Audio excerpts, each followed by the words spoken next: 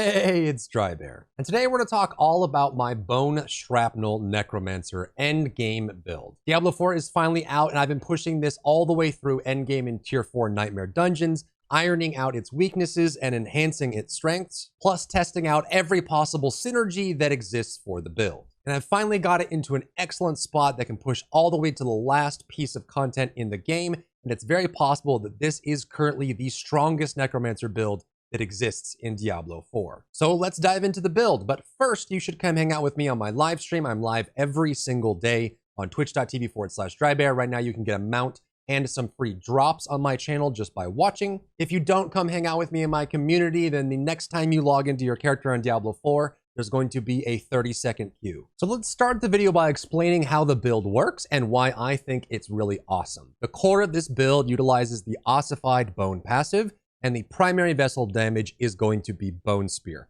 What's fun about this build is that when you release a Bone Spear into a room, it has tons of really fun proc effects. It splinters into smaller pieces and has exceptionally high damage output. So the way you're building this build is to maximize bone damage, critical strike, and critical strike damage to scale things up. You apply vulnerable to literally anything and everything in your way, and there's enough procs in here that the higher density rooms give you more essence back. And you can see even in these rooms where I'm being very aggressive with spending my essence, you can maintain very high amounts of essence. Now, I have tried every possible variation that I could possibly think of to get insanely high essence, and I just don't think it's possible. I tried to work the builder out of this build so we can get an extra ability, possibly even a golem for Bone Storm. I tried working with Umbral. I tried working with Darkness and Chills. There's a legendary that you can get that makes your darkness abilities apply chill, and then you can get mana back for dealing with that, or essence back for dealing with that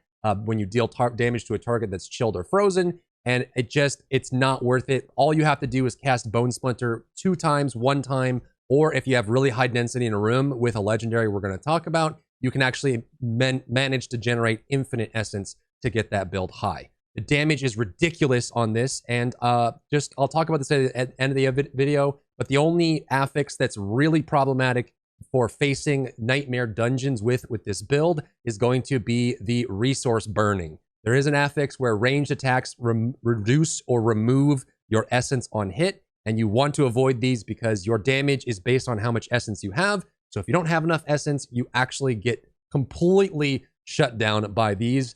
And you can't actually do it. But every other affix outside of maybe even suppressor is just fine. The damage is crazy, the movement speed is decent, and the clear speed is incredibly fast. There's also a really satisfying win condition for this build that it revolves around Corpse Tendril and Bone Prison.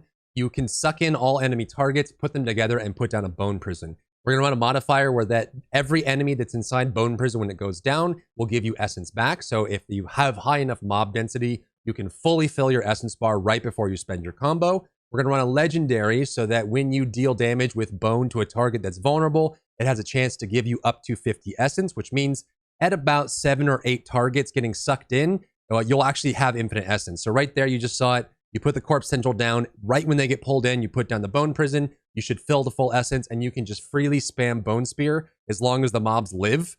Because every time you deal damage to them, you'll have a chance to proc essence, and you'll be able to fill your essence bar like crazy. Super satisfying. It's quite safe. You have good distance. You have an immunity with Blood Mist. Overall, I think this build is super fun. Let's start by going through the skill build. I have tested so much of this to make it work, and there might be some things in here that actually surprise you, but I do think that this is currently the best version of this build. So we're going to pick up Bone Splinters. I think this is actually necessary. Like I said, I tried to get the builder out of the build because it opens up other options for us. But because most of our procs and damage are based on having maximum essence, there are times, even when you fully optimize for essence generation, where you have low essence and you don't have any abilities to generate it. And having that builder means that you can have those weak moments and still build. It also means you can throw these out and deal damage. And even though you are using a builder in an endgame build, I think it's fine because remember, we do have ways that when we deal damage with bone for any reason, whether it's a builder, whether it's Bone Storm, whether it's Bone Spear, anytime you deal damage with bone, you have a chance to give yourself essence to increase the damage of your bone skills, the chance to reduce bone skills as well. All of this works together. So even if you did 1 damage with your bone builder, you're still proccing your passives, which is really cool. So we're gonna pick up Bone Splinters. I think you go for the vulnerable Bone Splinters as well. Even with all the vulnerability we have in this build, I think it's still nice to have this. You could probably reclaim this point to put somewhere else, but I like it as a backup, and it's very useful for generating essence as well, especially when there's only one mob on the screen and you want to try to build that up. Going for passives here, we're going to want full max essence. More max essence means more damage by our ossified passive, which means that we increase that max, increasing our damage overall. And we also want more damage on our core skills because Bone Spear is our best. I also recommend on gear getting as many ranks of Bone Spear as you can. Each rank of Bone Spear is going to add 5 to 8% damage to it, which is pretty significant. So getting this up to Bone Spear 10 or 11 is going to help a lot. I also think you need to run Hewed Flesh, even though we're not going to be running Grim Harvest on this. I used to run Grim Harvest before it got nerfed. This used to be 3 essence per corpse, up to 9 essence total. It's now down to 2. And I can't justify getting it anymore. I think you can get other ways to get essence, and with the nerf, with this build, you don't consume corpses enough in order to get it, and maybe that's why they decided to nerf it in the first place. So this gives you a lucky hit chance to spawn a corpse, and we do get benefits for being around a lot of corpses from our Paragon board.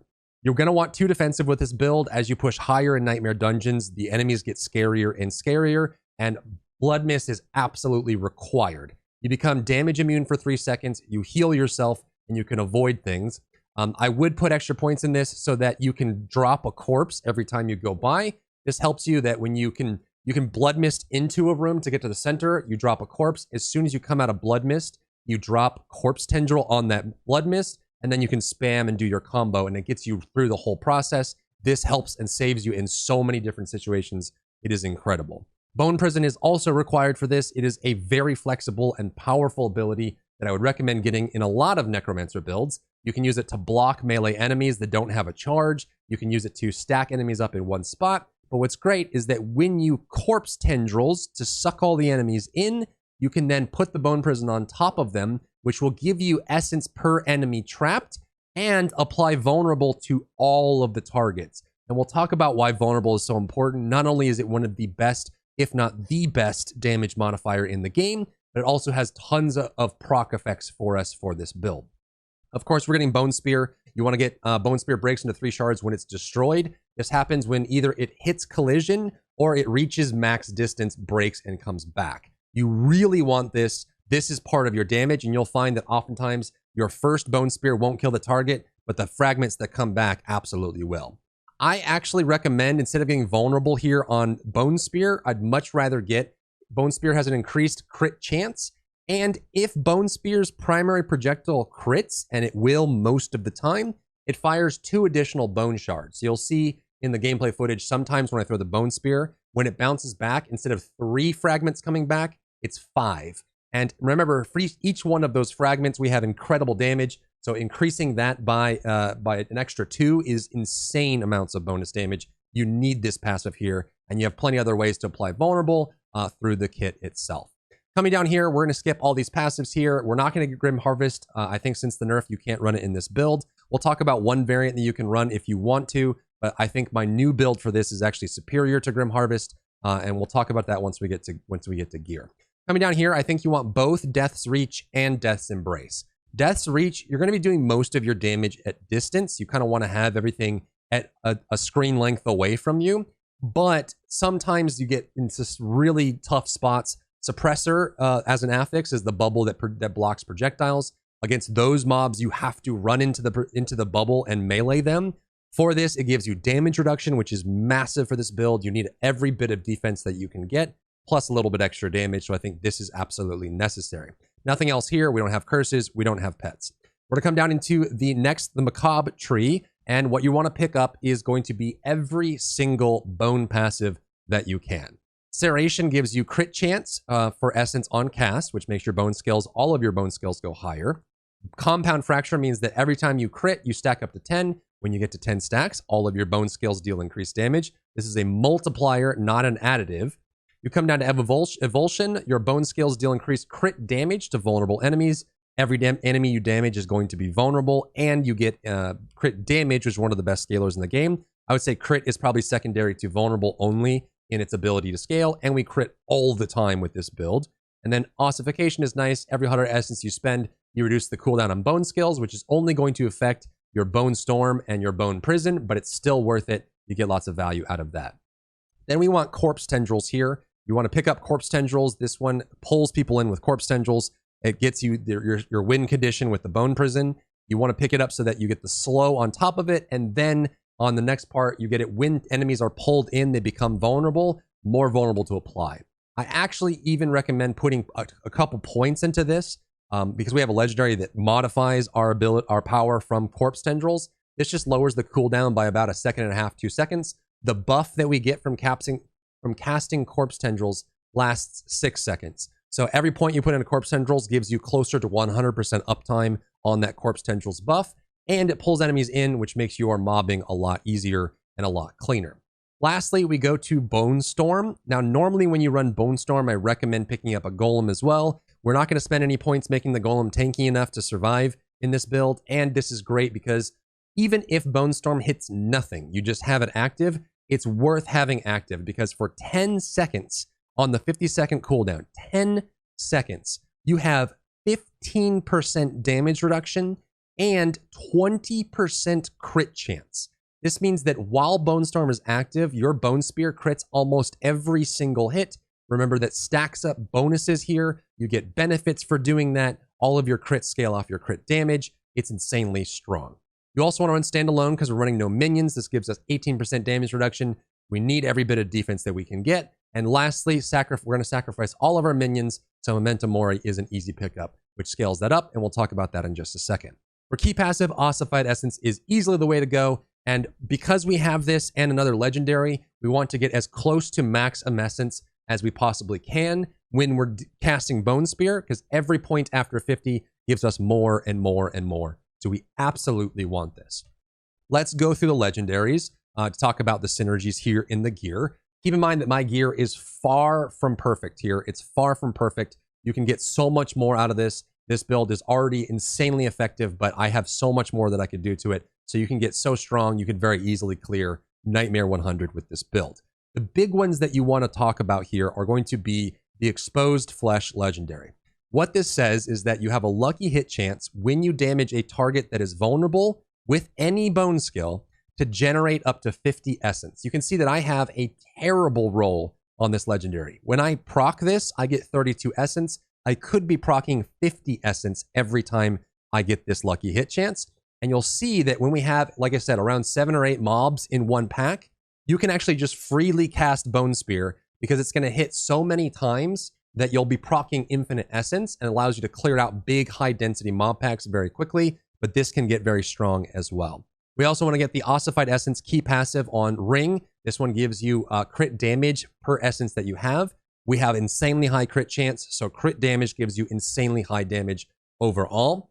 For your amulet, for the 50% increase, the legendary power scales 50% stronger on amulet. We want attack speed. This means that we can attack and move faster. Attack speed is great because we get more chances to proc our lucky hits. And it also allows us to switch back and forth between Bone Splinter and Bone Spear faster to get insane damage. And when you crit with Bone Spear, you get this, and we crit all the time. So it's very easy to get this procced up and scaled. For your other offensives, you do actually want Edge Masters. I think this works perfectly for a bone build when you have high essence. It increases the damage of it. You can see here I have a pretty bad one as well, 14%. So this could be significantly better overall. And for offhand, you want the Bone Spear Legendary. Your primary attack makes the targets hit vulnerable. So you make it so that you apply vulnerable with all your other abilities. And then when it goes beyond the first, your Bone Spear will apply vulnerable. This is why we don't need the vulnerable passive for this, where you make targets vulnerable, because we make vulnerable with our Bone Splinters, we make vulnerable with our Bone Prison, we make vulnerable with our Corpse Tendrils. So all of those procs means the first target can be vulnerable, and then we apply vulnerable with Bone Spear every target after the first, which deals damage. But keep in mind, this is where it gets super fun. Bone Shards, which is the parts of the Bone Spear that break and come back to you, deal up to 100% bonus damage to vulnerable enemies and pierce them. So remember when we had this modifier for Bone Spear, where if it crits on the first hit, it'll come back with 5 bone fragments instead of 3. Each one of those bone fragments does double damage on vulnerable targets who are already being scaled, and it can crit. On top of that, it will pierce. So what you'll see is when you throw out the Bone Spear, you'll do like 80% of the target's damage in health, and then it bounces back, and anything that's left alive just gets murdered by this firing squad of fragments flying backward in this boomerang effect. It is so fun and satisfying to watch. And your last offensive legendary comes from your gloves. You have two options here that I think are viable. The best one that I recommend is going to be Grasping Veins. What this says is that when you cast Bone or Corpse Tendrils, which is the one that sucks targets into a corpse, you will gain you'll gain crit chance for 6 seconds. And if a target has been damaged by Corpse Tendrils, which is all the ones sucked in, you have crit damage. This goes up to 20% crit chance and 60% crit damage. This is a crit build. This one is insanely, insanely powerful. And like I said, if you put points into Corpse Tendrils, it's a 6-second buff. You can get this down to 7 or so seconds on the cooldown, especially if you get Corpse Tendril ranks on your gear. So you can actually get to close to 100% uptime on this insane crit damage and crit strike buff. Your other option that I was running for a good while is going to be Bone Storm Consumes Corpses. So you can actually get this on your gloves to make Bone Storm last 18 seconds instead of 10 seconds, which is super nice. That means that you get almost double efficacy on the damage reduction, which you need, as well as the 20% crit chance. So again, even if Bone Storm doesn't hit anything, you still get value. If you're in melee range and Bone Storm is dealing bone damage, remember that we get procs and benefits from dealing bone damage to targets. It lowers our cooldowns. It gets other value from that, which is really cool. But what's great about running this ability, the Doom or the Ossuous Gale, is that when it consumes corpses, it will trigger all effects that benefit from consuming corpses. So my previous iteration to this build was running Grim Harvest with Ossuous Gale, so that when you popped your ultimate and it lasted almost twice as long, you would get 9 essence per corpse originally, so that if you ever get to a point where you get stuck, you could pop your ultimate, get a bunch of essence, fill up the full. When that drops low, you can pop Bone Prison to get essence. You didn't have to cast Bone Splinters all that much, but when this got nerfed down to 2 per, it starts to get to the point where you get maybe 40-50% of your essence when you ult, and your ult is only maybe at like a 30-second cooldown with your bone cooldown spending. So you get decent uptime on it with some essence back, but I just found that the damage increase from Grasping Veins beat it out once that the Grim Harvest got nerfed. So keep that in mind. The next one that you're going to want is going to be the unique Deathless Visage. This one actually drops pretty regularly, and you can see, again, I don't have a very good one. It's almost towards the bottom. What this does is that when you shoot out Bone Spear, it pulses these little AoEs as it travels that explode and deal damage. This deals bone damage, which does proc all your effects and bonuses, which is awesome. And what's even cooler is that when you fight a mob that has one of those cold walls that slows projectiles, it magnifies your damage because your projectiles just sit there slowly moving, spawning infinite echoes that just explode, explode, explode, explode, explode, explode, explode. So I find that any enemy that has that cold projectile wall, I can kill them instantly because I throw enough Bone Spears into it that it just creates this constant crazy echo chamber of damage exploding everywhere. For defense, there's no question you absolutely want at least Disobedience. Disobedience gives you damage reduction from armor every time you deal damage. This legendary works in almost every build, except for the builds that don't hit often enough. You get a stack of this for 4 seconds when you deal damage. So there is a min-max opportunity here where if you don't deal damage fast enough, you won't be able to stack up this armor very often and you won't get good value out of it. But this build hits so often, not only you're doing 3 bone splinters plus a bone spear plus the corpse tendrils plus every tick of your bone storm, but also you have all those backward projectiles coming back to trigger this to give you defense. The other one that you're going to want in this build, because we do cast bone splinters a lot, is just flat damage reduction from casting Bone Splinter. And you want to cast Bone Splinter every other cast or every other cast just to keep this up, so you are maximizing your defense on that front. The last one that you can choose between is going to be either Wind Striker on boots, or the one that I would recommend even more beyond this is going to be the one that I have on the build sheet for you, which is going to be Eluding Aspect. This is if you are CC'd and you become injured, it cleanses you of all CCs and you become unstoppable, and it has a 20-second cooldown at the best roll. This one is massive. You get into trouble if you get CC'd, like frozen or stunned. you get really, really bad situations. So having this makes the build a lot better. But your other option, if you're just farming or clearing, is going to be your Wind Striker. This means that when you crit, you gain movement speed. This is insane. You crit all the time, so you're just always moving faster, and it feels really good. For Book of the Dead, we're going to sacrifice all of our minions because we're not going to use them. For Skeletal Warriors, if you're early on and you're just farming, you can sacrifice Skirmishers for the crit chance. However, if you're doing any difficult content, I don't think there's any question you have to sacrifice the Defenders to get the non-physical resistance. This gives you magic resistance, so any poison, cold, fire, all of those effects that are around that can clip you and tick you and tickle you as you're running around. You need this defense here. It's non-negotiable for difficult content. And reminder that we will have a Paragon node that scales our sacrifice values, and we also have the passive down here that scales these up as well, which gives us even more defense on that front as well. So go for this for defense. If you're just clearing or farming or doing overworld stuff, you can switch it to crit strike chance if you'd like. Next is the Skeletal Mages. There's only one choice here. It is by far the best. You deal increased damage to vulnerable enemies. Everything that you do is vulnerable. You scale up vulnerable. This is a multiplier. It gives you insane amounts of damage. And again, we scale our sacrifice bonuses with this build, which means this is going to be not 15%, but in the low 20% as well, depending on your build. There's no question this is the only one you can get for mages. And then for golems, I think the best one is going to be crit strike damage. We crit a ton. This is one of the best multipliers in the game, is critical. So you get insane damage from this, and it's an easy pickup. There are other options here. If you need life, you can pick up max life. And you can also get attack speed if you don't have enough on your gear in order to build and spend a lot faster and a lot more efficiently and proc more of your vulnerable hits, which is super important. Lastly, for gems, I think this is the best setup that you can run with. The emeralds on your weapon and offhand are going to be crit strike damage to vulnerable. We crit a lot. Everything we hit is vulnerable. This is an easy win, easy pickup for us. Topaz is becoming my favorite gem for any caster or melee build, just because, again, you're in those situations where you become frozen or stunned and or slowed or something, you're locked out of something. The damage reduction you get from having all Topaz saves your life and prevents you from dying. It's so important for high-level Nightmare. And lastly, we pick up Diamond for resistance. You could try running Skulls here for armor, but I think the resistance is a little bit more important. You don't get meleeed all that much, but when you do, you kind of have the damage reduction on it from close. So that is the other option there. Now let's talk about Paragon. This one is a lot more optimized. This one I think is probably the best Paragon for what you have right now. But there's some early nodes that you want to get first that are going to make your gameplay a lot better. So let's talk about it. In general, you want to get as many glyphs as you can and maximize their efficacy. And keep in mind that the distance from the first board matters because it affects the passives that you activate from the rare nodes based on how far that board is away from your starting point.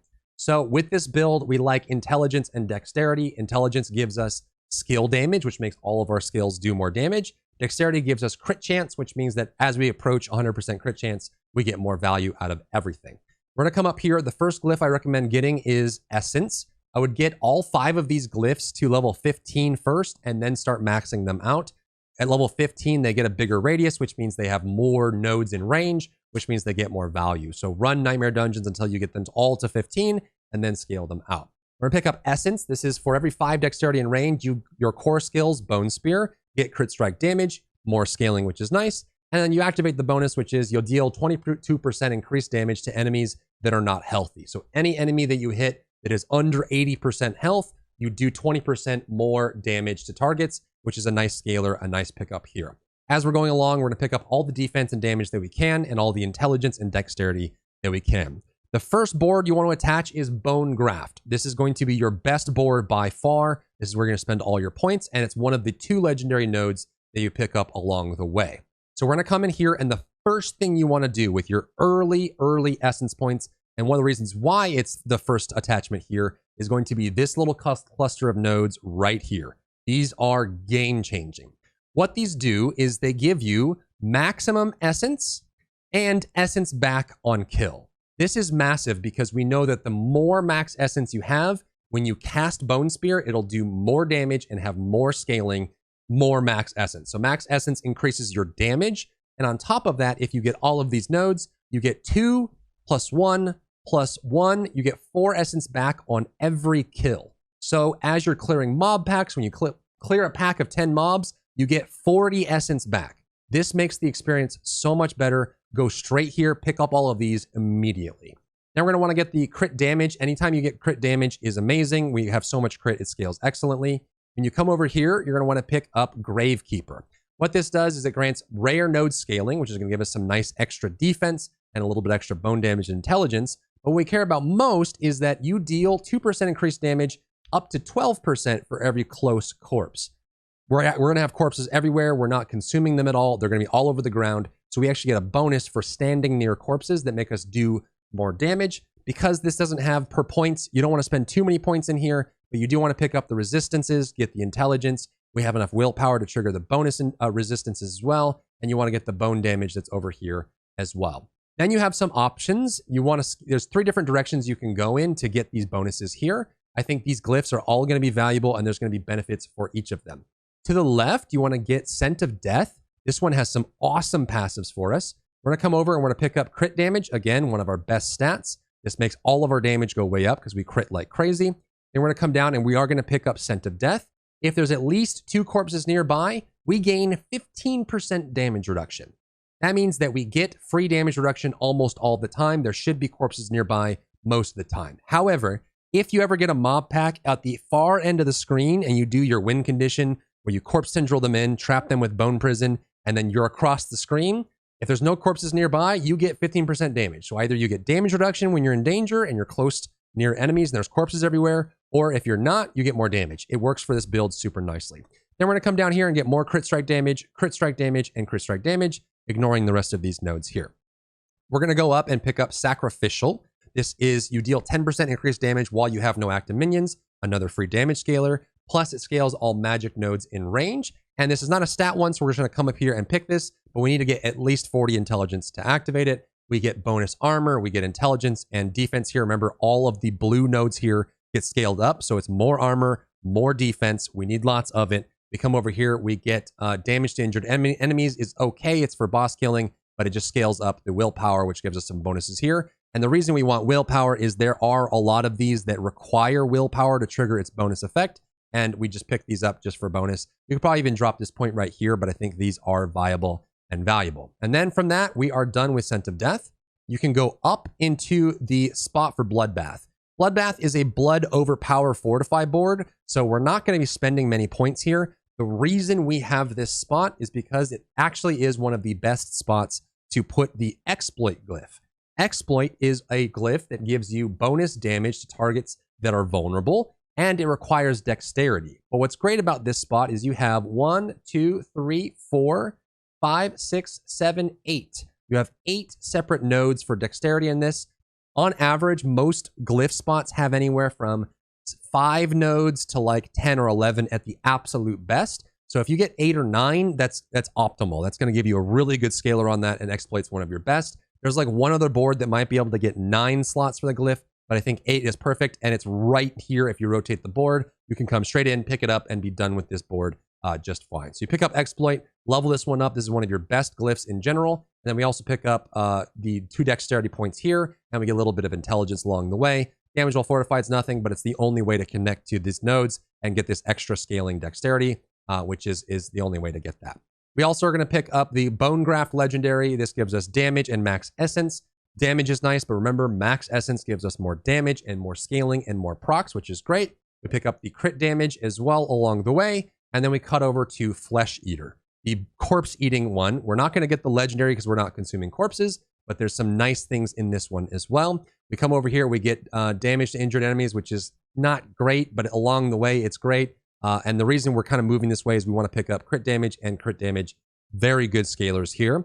We come down, we get some nice points, and we come down into our last glyph spot, Territorial. This is increases damage to close targets. This helps you with suppressor enemies that you have to stand in melee range, and bosses where you can stand next to them as well, more close damage. But primarily it gives you damage reduction against close enemies, and it's an easy glyph to slot in. You just need 25 dexterity to get the damage reduction. Again, more defensives help us survive in really hard content. We also get more dexterity. Damage to elites is not great, but it's an easy pickup, and it gets us to dexterity. Resistance is great. This is a very good pickup. More resistance here, and we can easily proc the willpower passive. Then we come down and we get a stat that is very, very useful. You don't want to go out of your way to get it, but if you can get attack speed, you really, really want it. So we get 5 attack speed, 2 attack speed, 5 attack speed. That's 12 attack speed for this build. It makes the build feel really, really good. So that's what we're going to go for there. So let's look at the stats that you want to pick up. On rings, you want to get resource cost, essence cost reduction, and essence cost generation. Helps out a ton. Anywhere you can get crit strike chance and crit strike damage and vulnerable damage. Those are going to be your best stats. You can get them on weapon. You can get them on accessories. Get those as fast as you can and as much as you can. Crit damage, crit chance, and vulnerable. And then you also want essence cost reduction and essence cost generation. All of those are really, really good. Anytime you can get points into bone spear, it's huge. You can get up to 3 points here on gloves. So picking this up is awesome. And because of this ring, you want to pick up lucky hit in many places as well. Don't sacrifice your damage for it, but anywhere you can get lucky hit, it's optimal to get it because it gives you more proc chance on your vulnerable proc, which gives you essence back, which means that you can eventually get to the point where you only have to cast Bone Splinter for the damage reduction, and then you have infinite essence from that as you optimize it and get it more. So those are your kind of your main stats there. You want defense for your other slots. Damage reduction is really good. I like cold resistance and poison resistance because those can be the most damaging. Cold resistance also helps you deal with chill buildup as well. And then everything else from there. Max essence is awesome for your unique here. It gives you more damage and bonus. You can see even with this really poorly optimized build, I have 156 essence. And for our ossified, for every point after 50, we get increased damage. And also we get increased crit damage as well, which is very easy to pick up. Super strong, super easy. So all those points there. So that's the full build. When it comes to nightmare modifiers, the only two that I would, well, the one that I would avoid, like it's the plague, is going to be resource burn. This makes it so ranged attacks from enemies burn your essence when you get hit. This is a no-go. Any nightmare dungeon you get that has resource burn on it, it shows up at the bottom of the sigil. It's a no-go. It's a dead sigil. Just disenchant it, destroy it. You can't do it. It's not possible. Because you need to be able to have a max essence, and this one's just too much of a problem. The other one that you want to kind of think about avoiding is suppressor.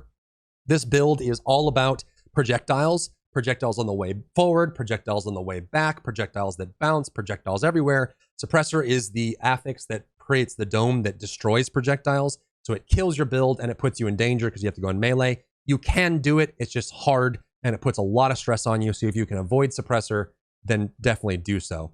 And in general, since we're playing a caster, you want to try to be careful around cold enchanted. If you get abominations or the big snakes that can lunge at you and hit you and get really high cold application and you get frozen, super hard, especially if you're going for the movement speed legendary instead of the unstoppable legendary when you get CC'd. Keep that in mind. That's a big one. For elixirs, you want to get either attack speed, lucky hit chance, or the one that gives you crit damage and crit strike. Those are going to be your best. And then same thing goes for the mists,